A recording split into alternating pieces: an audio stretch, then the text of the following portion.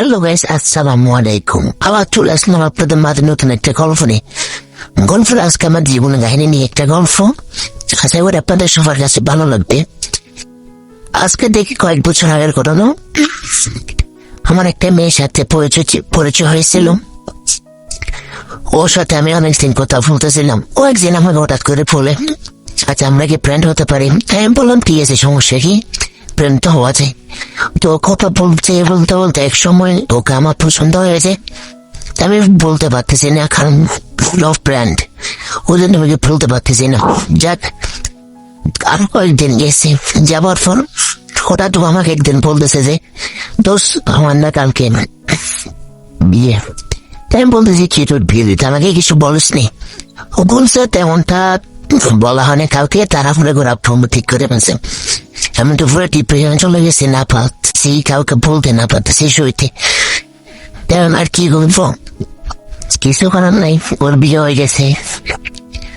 বিয়ে হওয়ার পর আমি আমার মতো তোমার মতো চলতে আছে। তো এবার তো অনেকদিন চলে গেছে।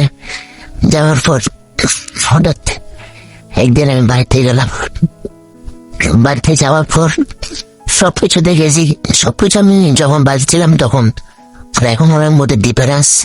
আমার সাথে কেউ কথা বলতেছে না, একরকম হয়ে গেছে। আমি বুঝতেছি না যে আমার আমি কি ঘটছে, আমার সাথে কথা বলতেছে না।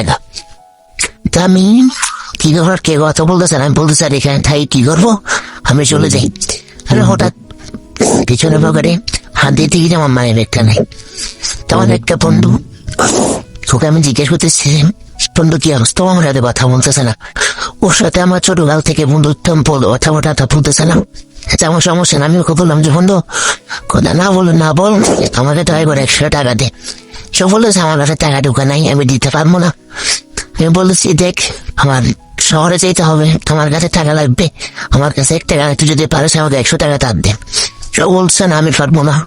তুই কেমনে পারবি যা, আমি কিছু টাকা দিতে পারবো না। এমনিতে তোর বাবাকে শপিং টপিং করা দিতে হবে, অনেক টাকা দরকার। আমি এখান থেকে কোনো টাকা নষ্ট করতে চাই না। তুই যেমনি পারে চলে যা। তা আমি আর কি করবো, নিজের মতো করে চলে আসতেছি। আর বাড়ি থেকে শহর আসতে প্রায় আপনার 2-3 ঘন্টা গাড়িতে লাগে।